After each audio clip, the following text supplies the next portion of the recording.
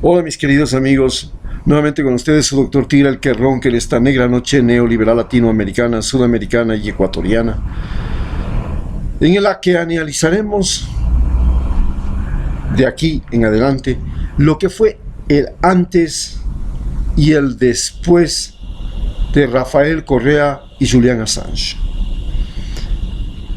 Rafael Correa cambió la comprensión de nuestra historia y de nuestra realidad en Ecuador y América Latina, y Julian Assange cambió la comprensión de la historia y la realidad del mundo. Dos individuos, el uno nacido en Ecuador y el otro nacionalizado ecuatoriano. Y estos dos individuos hoy son focos y faros que iluminan el pensamiento rebelde del mundo, que despiertan al pensamiento rebelde del mundo. Son lo que yo llamo motores sociales de cambio. ¿Qué es un motor social de cambio? Es el renegado de una clase social, sea el rico que reniega a ser rico y no quiere ser opresor y continuar siendo el opresor, o es el pobre que no acepta seguir siendo el oprimido, se resigna a su destino fatal y a ver su porvenir sumido en el llanto, la miseria y la desesperanza para él, sus hijos, su familia. Eso es un motor social de cambio. ¿Y cómo se convirtieron estos individuos en motores sociales de cambio? Julian Assange se convirtió en un renegado de un país rico, Australia, a través de su afición a la tecnología y al mundo de las computadoras, del internet, y se convirtió en un periodista, pero un periodista que no era lo que es todos los periodistas de CNN o de los diarios de los grandes medios latinoamericanos, que son sicarios mediáticos. Se convirtió en un renegado de este mundo dominado por el dinero, que se atrevió a penetrar en las más íntimas estructuras de las potencias mundiales, de las transnacionales, de las farmacéuticas, de los gobiernos e inclusive del gobierno ecuatoriano, para revelar todo ese mundo sucio, mañoso, engorroso, traicionero, hipócrita, ladrón, cruel, asesino, para revelarnos la verdadera cara del Pentágono, de la CIA, de la DEA, para revelarnos la verdadera cara de Lenin Moreno y su familia, para revelarnos la verdadera cara de las farmacéuticas que se ejercitan con seres humanos en África y prueban medicamentos gratuitamente con vidas humanas. Eso fue Julian Assange. Hoy preso en Inglaterra porque un cobarde, un traicionero, un sumiso latinoamericano, como siempre hemos sido los latinoamericanos, hasta que apareció por ahí Tupac Amaru, apareció por ahí Fidel Castro, apareció por ahí Che Guevara, apareció por ahí Allende, apareció por ahí Evo Morales, Lula, Cristina Fernández, Rafael Correa, y levantaron la cara. Ortega y los sandinistas, los luchadores salvadoreños, los indígenas guatemaltecos y los machotes mexicanos con Pancho Villa, que se atrevió a ir a meter tiros al otro lado de la frontera. Eso es Julian Assange. Pero, ¿quién es Rafael Correa? Rafael Correa es el hombre inteligente, el hombre que, así como los grandes generales que salieron de los denominados bárbaros en el Imperio Romano, aprendieron de los opresores cómo oprimir y luego cómo dejar de ser oprimidos. Fue a la Universidad de Illinois, en el estado de ahí cerca de Chicago, y estudió precisamente cómo oprimir a los países para que sigan siendo subdesarrollados, proveedores de materias primas y proveedores de mano de obra barata. Y sus profesores le enseñaron al mismo tiempo y le obligaron a buscar cómo dejar de ser oprimidos, proveedores de materias primas y de mano de obra barata. Llegó a su país, organizó un partido político que después resultó ser el nido de los traidores típicos de América Latina, porque a nosotros los latinoamericanos nos han derrotado de la misma manera siempre.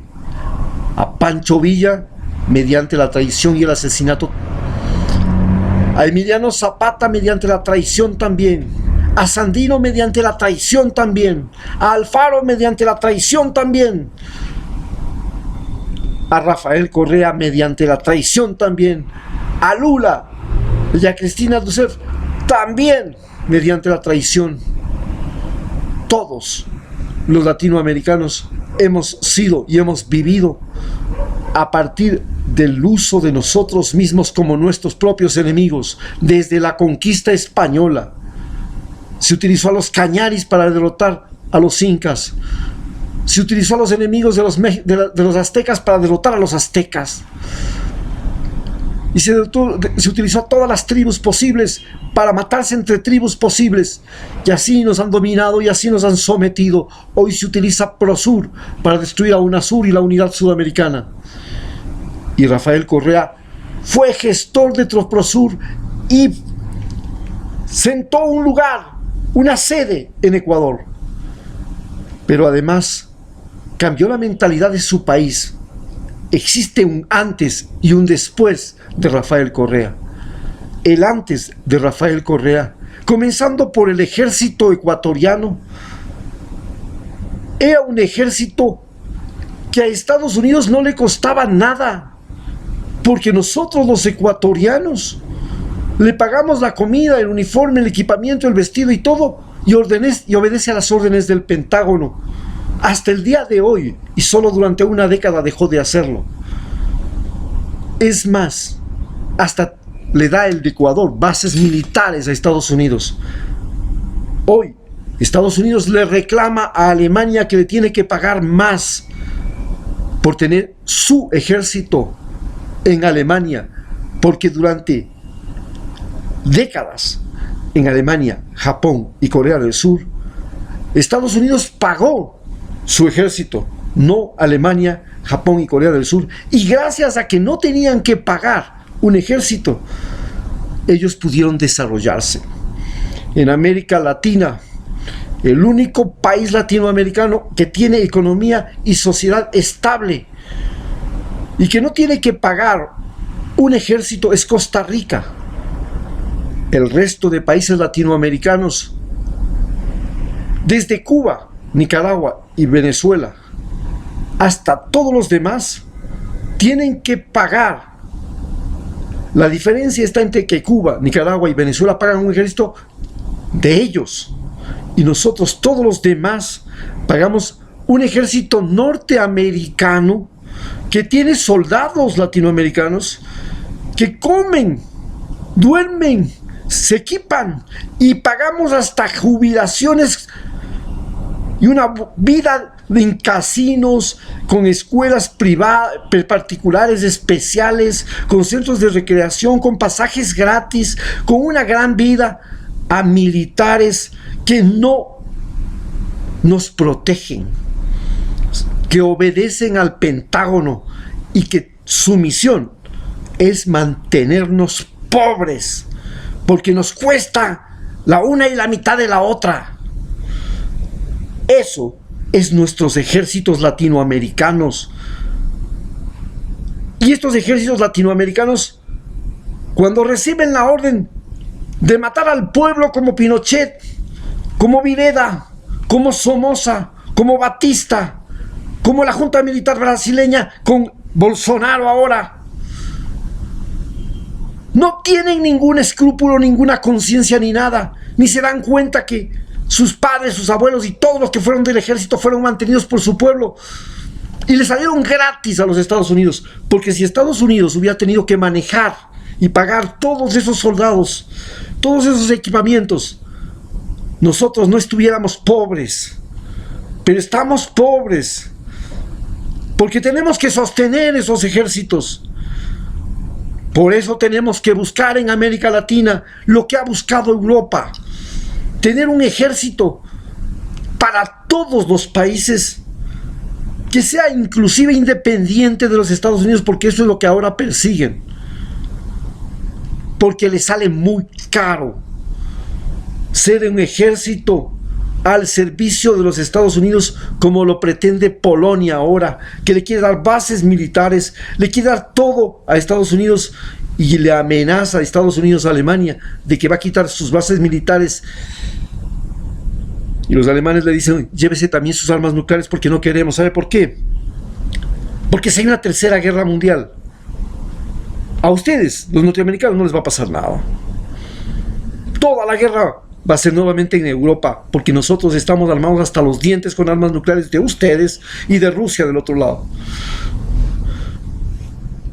Nosotros los latinoamericanos estamos pobres.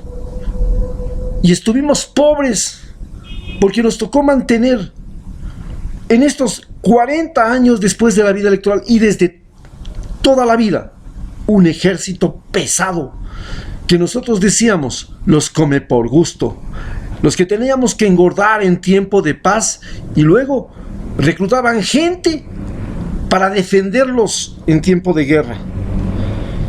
Eso es el ejército latinoamericano, y por eso UNASUR, que pretendió crear un ejército único latinoamericano, sudamericano, un comité de defensa que unía a todos los ejércitos para reducir los gastos, porque no tiene sentido que sigamos teniendo submarinos, aviones de guerra y todo, si ya no tenemos conflicto con Colombia, si ya no tenemos conflicto con Perú. Que tenemos conflicto con la guerrilla, perfecto, para luchar contra la guerrilla que necesitamos aviones supersónicos, necesitamos submarinos. No, entonces ¿qué diablos hacemos con ellos? Esa es la situación que estamos viviendo, el antes y el después de Rafael Correa. Hoy hemos vuelto a ser una base militar norteamericana, hemos vuelto a tener un ejército norteamericano al que alimentamos, comemos, uniformamos, les damos pan, diversión, entretenimiento, placeres, goces, sobresueldos, medallas, premios, jubilaciones, a cambio de no darles a los estudiantes becas en el extranjero, a cambio de no dar comida y desayuno escolar a los niños, a cambio de no tener pensiones justas para los jubilados, ni para los viejos, ni para los desamparados, a cambio de no tener capital semilla para pequeñas empresas, para emprendimientos. Eso es lo que nos cuesta el antes y el después de Rafael Correa con nuestras Fuerzas Armadas. Muchas gracias.